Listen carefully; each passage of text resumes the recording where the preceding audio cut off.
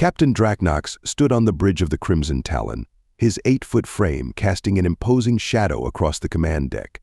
His crystalline exoskeleton caught the light of distant stars, creating an intimidating display of refracted crimson patterns across the walls.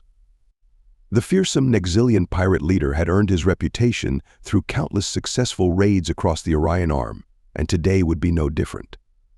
Status report. Draknox rumbled, his voice carrying the characteristic grinding undertone of his species. The bridge crew, a motley collection of the galaxy's most dangerous outlaws, snapped to attention. Navigator Quill, a serpentine Vasilian with scales that shifted between shades of midnight blue, slithered forward. Target acquired, Captain. Human cargo vessel, designation Trading Star. Minimal defenses, crew of approximately 5. They are following standard commerce route 7 billion toward the Centauri trading hub. Draknox clicked his mandibles in satisfaction. Humans, always so predictable with their trade routes. This particular vessel had caught his attention because of the unusually valuable cargo manifest they had intercepted. Quantum processors, rare earth elements, and what appeared to be a collection of pre-space age Earth artifacts, the kind of haul that could set them up nicely for the next standard solar cycle. Weapons Officer Zach Ra, Status. Draknox turned his compound eyes toward the hulking Brovarian at the tactical station. Zach Ra's tentacles danced across the holographic interface, bringing up detailed scans of their target. All systems primed. Captain Zach Ra's translation unit converted their subsonic rumbles into standard galactic common. Their shields are basic commercial grade. Our new phase cannons will cut through them like solar wind through a comet's tail. A ripple of anticipatory laughter spread across the bridge. The Crimson Talon's reputation preceded them across 17 star systems. They were the stuff of spacers' nightmares, the shadow that made veteran captains change their routes, the terror that made insurance companies triple their premiums. Communications Officer Pell, hail them with our standard greeting, Draknox ordered, settling into his command chair with practiced menace.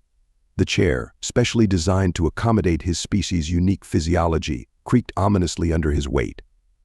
Pell, a diminutive quantum mechanoid whose metallic body sparkled with neural activity, transmitted their infamous message. Attention, Trading Star. This is the Crimson Talon. You know who we are. You know what we want. Disable your engines and prepare for boarding. Resistance will result in immediate termination of life support systems. The message was unnecessary, really. Everyone knew the Crimson Talon's signature blood-red hull and distinctive silhouette. In the past 5 cycles alone, they had successfully raided 47 vessels with 0 failures or escapes.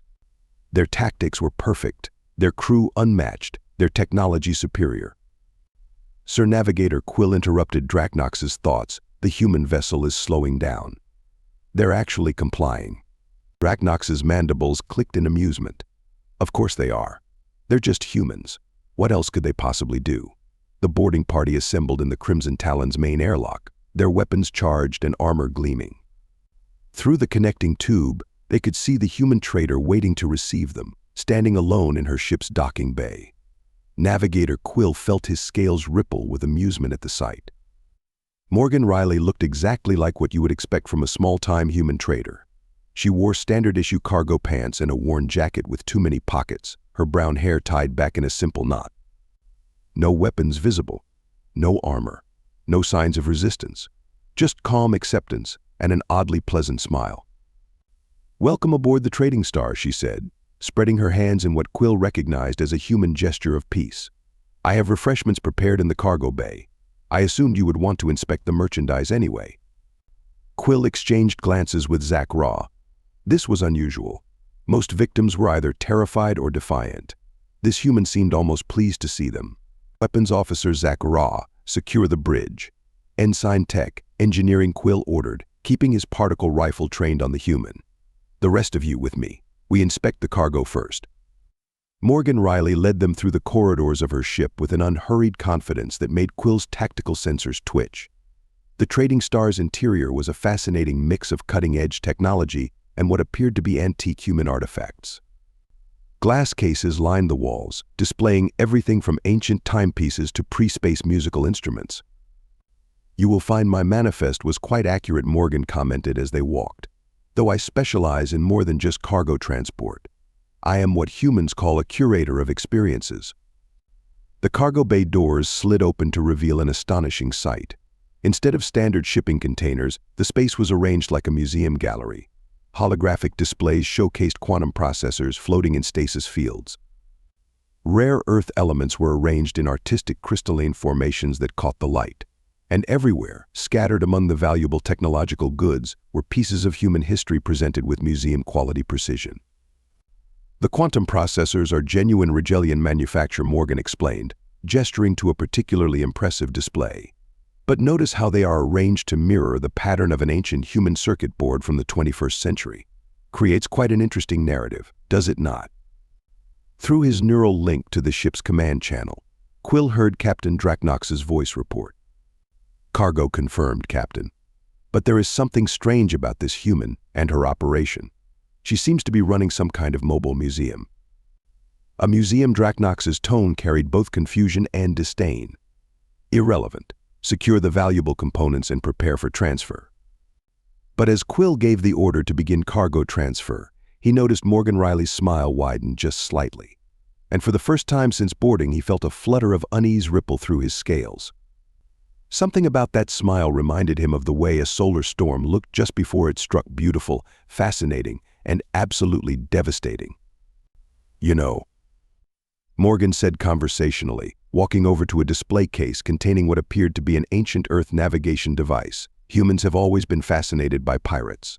We have countless stories about them, spanning our entire history. Would you like to hear about some of them while your crew works?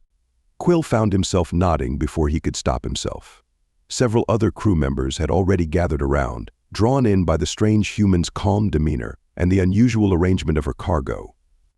None of them noticed how she had positioned herself between them and the main exit, or how her fingers traced specific patterns on the glass of the display case as she spoke. Captain Draknox was growing impatient. Through the neural feeds from his boarding party, he watched the human prattle on about ancient Earth sailing vessels and something called the Golden Age of Piracy. His crew, usually the most ruthless collection of outlaws in the sector, stood entranced like hatchlings at story time. Zach Raw, he growled through the command channel, status report on bridge security. Bridge secured, Captain, the weapons officer responded. All systems accessible, but something seems odd about their navigation interface. It is remarkably simple, even for a human vessel. Of course it is simple. They are humans. Draknox clicked his mandibles in derision. The species barely mastered fusion drives before stumbling into first contact. What did you expect? Down in the cargo bay, Morgan Riley continued her presentation, now demonstrating what she called a sextant. Fascinating instrument, really. Ancient human sailors used these to navigate by the stars. Quite primitive compared to your quantum positioning systems, but there is beauty in simplicity, would you not agree?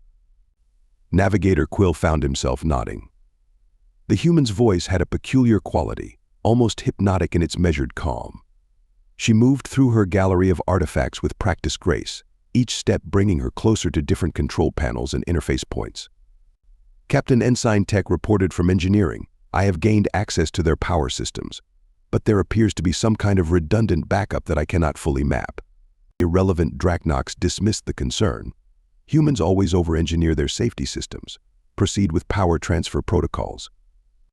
Morgan smiled at this exchange, which she should not have been able to hear through their secure channel.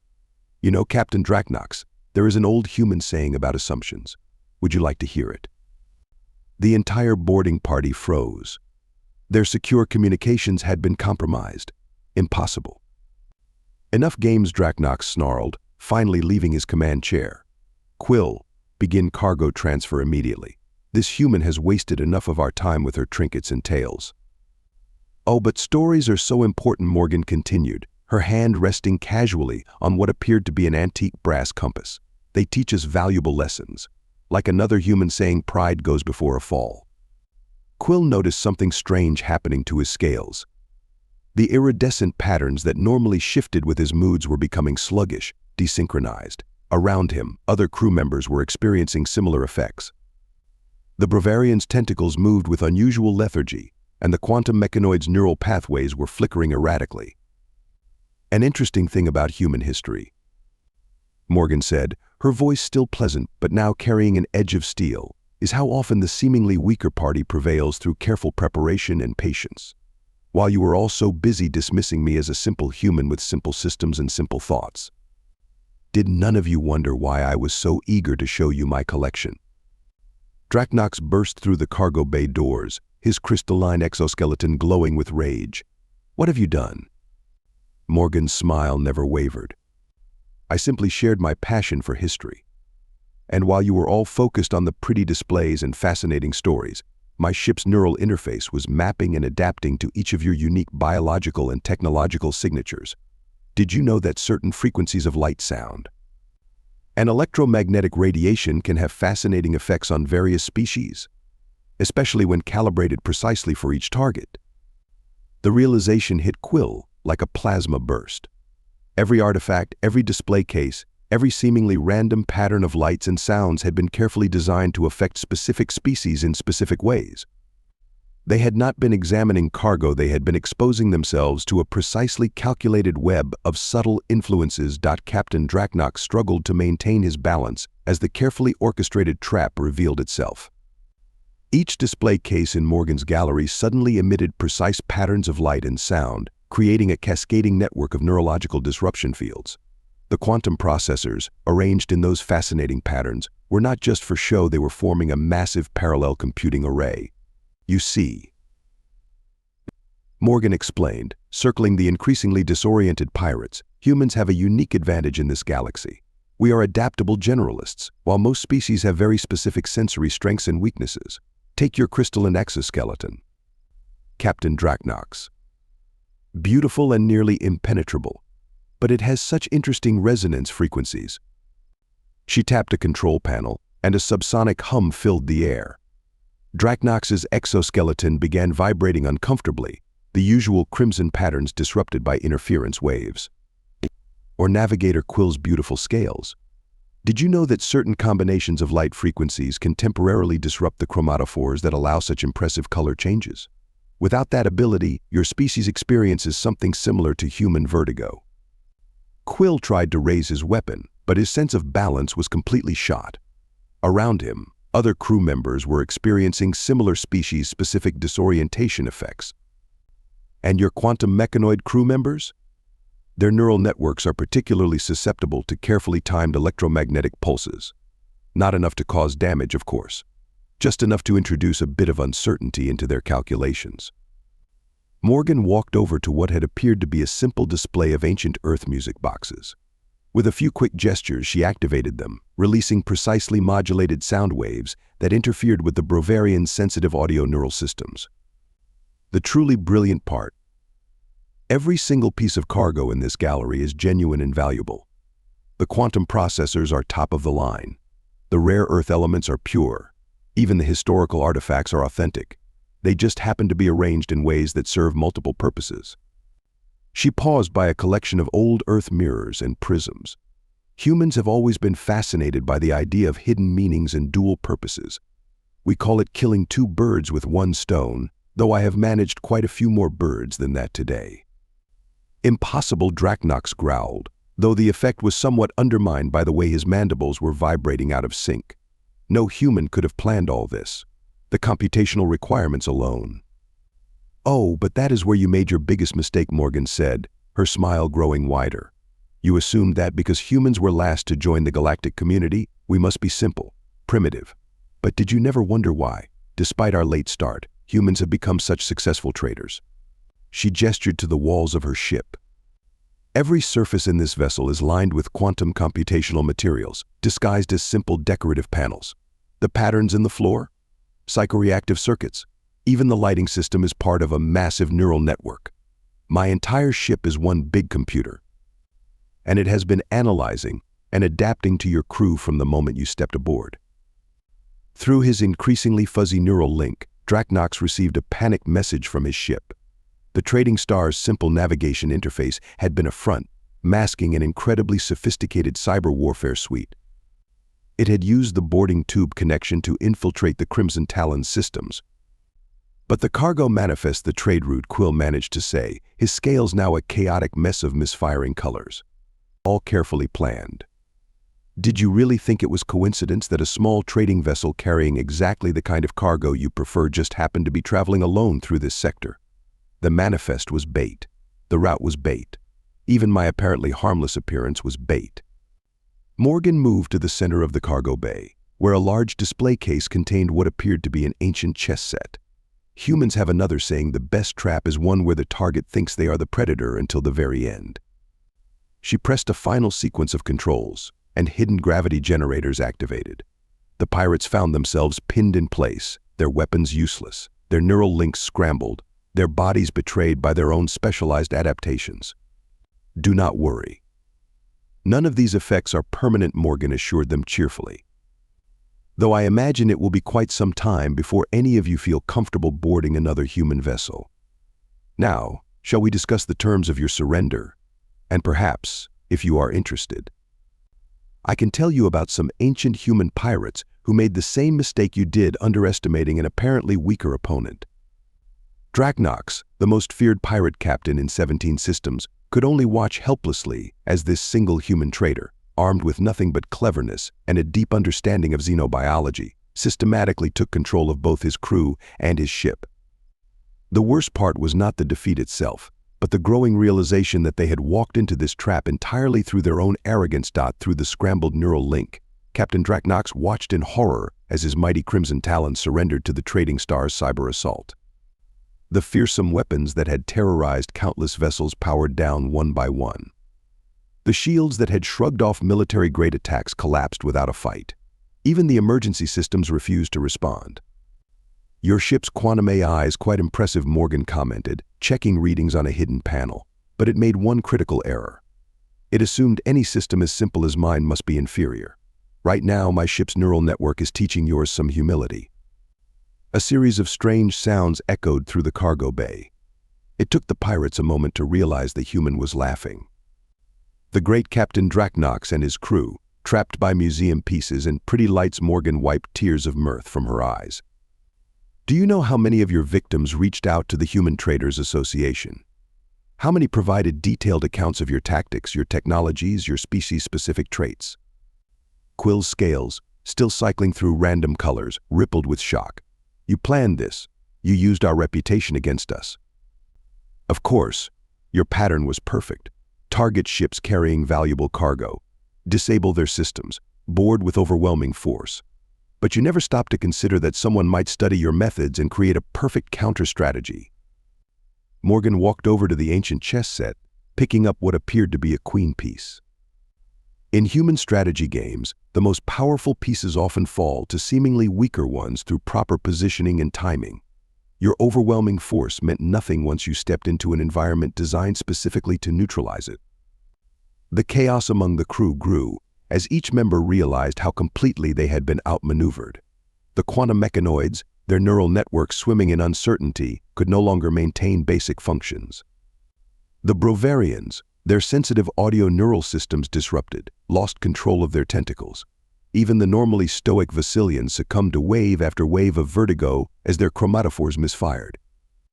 I must thank you for one thing, Morgan continued, genuinely amused. The look on your faces when you realized those simple human designs you dismissed. Each one was precisely calibrated to target specific vulnerabilities. The art you ignored, encoded with disruptive patterns. Even the historical information I shared was calculated to draw your attention exactly where I wanted it. Draknox, his mighty crystalline form now vibrating like a tuning fork, managed to grind out, "You will not get away with this. We have allies." Oh, you mean the repair facility in the Rigel system? The supply cache near Betelgeuse? The secret base in the Carina Nebula? Morgan's smile turned predatory. Did you think you were the only ones with access to those locations? My ship's AI is currently transmitting their coordinates to every law enforcement agency in the sector. The pirates watched in dismay as their entire criminal empire crumbled around them, undone by a single human trader they had mistaken for easy prey. Here is the truly ironic part, Morgan said, returning the chess piece to its place. If you had bothered to learn more about human history, you would have known our greatest victories often came when our opponents underestimated us. Your own arrogance made you blind to the trap until you were already caught in it. She turned to address the entire crew, her voice carrying a note of finality. "Now then, shall we discuss terms? I believe the bounties on your heads will more than compensate for the time I spent setting up this little museum of doom." News traveled fast in the galactic trading lanes. Within days, every spaceport, station, and trading hub buzzed with the story of how the notorious Crimson Talon pirates met their downfall at the hands of a single human trader. The security footage from the trading star became the most watched entertainment content in 17 systems. Alien species gathered around view screens, watching in fascination as the feared Captain Draknox and his crew were systematically dismantled by museum exhibits and mood lighting. The best part, commented a Vasilian trader at the bustling Centauri trading hub, was how she locked down their neural networks using refracted light patterns from ancient human drinking glasses. At the Galactic Law Enforcement Headquarters, Morgan Riley stood before a panel of impressed officials, explaining how she had converted her entire ship into an elaborate trap. The secret was understanding psychology, she told them, her trademark smile still in place. "Every species has physical weaknesses, yes, but they also have cultural blind spots." The pirates were so convinced of their superiority that they never questioned why a human would welcome them aboard with a smile. The bounties for the Crimson Talon crew proved substantial indeed. More valuable, however, was the data recovered from their captured ship. Morgan's cyber assault had not only disabled their systems, but also extracted the locations of dozens of hidden pirate bases and supply caches. Captain Draknox and his crew faced their trial in the Galactic High Court, their fearsome reputation in tatters. The once mighty pirate leader could barely look at Morgan as she testified, his crystalline exoskeleton dulled with shame. "Consider this a lesson in human ingenuity," Morgan told him during the sentencing. "We may be newcomers to the galactic stage, but we have millennia of experience in turning weakness into strength." Back in the trading lanes, the story took on an almost mythical quality. Veteran captains spoke in hushed tones about the human who turned art and history into weapons. Pirates grew paranoid about boarding seemingly harmless vessels. Insurance companies began offering special discounts to ships carrying human cultural artifacts. But the most significant change came in how other species viewed human traders. The image of simple, primitive newcomers to the galactic community began to shift. Soon stories spread of other human vessels with hidden capabilities, of traders who seemed to know too much, of cargo holds that might be more than they appeared. Morgan Riley received numerous offers to sell her unique ship design or reveal her defensive techniques. She declined them all, preferring to maintain her reputation as a simple curator of human historical artifacts. Though now, whenever she encountered trouble in the trading lanes, all she had to do was identify herself. Morgan Riley? The one who captured the Crimson Talon. The potential attackers would quickly change course, leaving her to continue her travels unmolested. In the end, her greatest victory was not just capturing the galaxy's most feared pirates, but changing how the entire galaxy viewed humanity. As another human saying when appearances could be deceiving. And if anybody noticed that Morgan Riley seemed to show up in exactly the right place to trap other overconfident pirates, well, that was probably just coincidence. After all, she was just a simple human trader with an interest in history. What could possibly be suspicious about that? In the great tapestry of galactic commerce, humans had carved out their own unique niche, not through overwhelming force or advanced technology, but through something far more powerful: the ability to turn their opponents' prejudices into weapons. As for Morgan's Museum of Doom, it became a legend in its own right, though no one ever saw it again. Some say she retired to a pleasant planet somewhere, surrounded by her collection of historical artifacts. Others insist she still roams the trading lanes, waiting for the next group of pirates who think humans are easy prey. But everyone agrees on one thing: never underestimate a human with a pleasant smile and a gallery full of ancient artifacts. You never know when those simple trinkets might be part of an elaborate trap.